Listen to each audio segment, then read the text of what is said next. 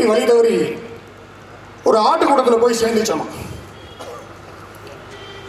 அது கொஞ்ச நாள் அந்த ஆட்டுக்கூடத்திலே வளர்ந்து அது கொஞ்சம் பெருசாக வளர்ந்துருச்சு. அது என்ன பண்ண, அந்த ஆடுகளோட சேர்ந்து போயிட்டு புள்ளி மேய்மாம்.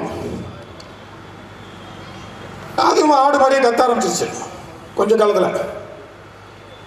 அதுக்கு தெரியல சிங்கம்னு சொல்லிட்டு, அதுக்கே தெரியல. ஏன்னா அது வளர்ந்த கூட்டம் அப்படி ஆட்டு கூட்டம், அந்த கூட்டத்தில் அது வளர்ந்துருச்சு. அதனால அதுக்கு சிங்கம்ங்கிற விஷயம் மறந்தே போயிடுச்சு. அப்போ ஒரு சிங்கம் ஒன்று உண்மையாக வந்துச்சு அந்த கூட்டத்தில். எல்லாம் பயந்து ஓடுது ஆடுகள்லாம்.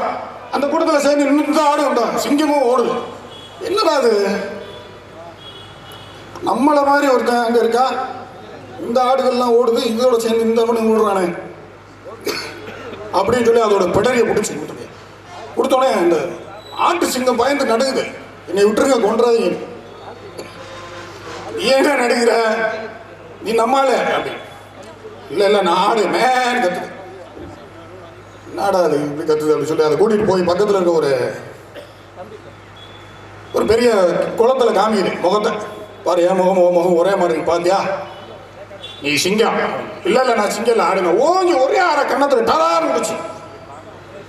உடனே இந்த ஆட்டு சிங்கம் கர்ஜனை பண்ணிச்சு பாருங்க, அந்த கர்ஜனை வந்துச்சு. ஸோ சிங்கங்கள் ஆடுகளோட சேரலாம், ஆனால் சிங்கங்கள் ஆடுகளாக மாறாது. புரிகிறதா நான் சொல்றது என்னன்னு?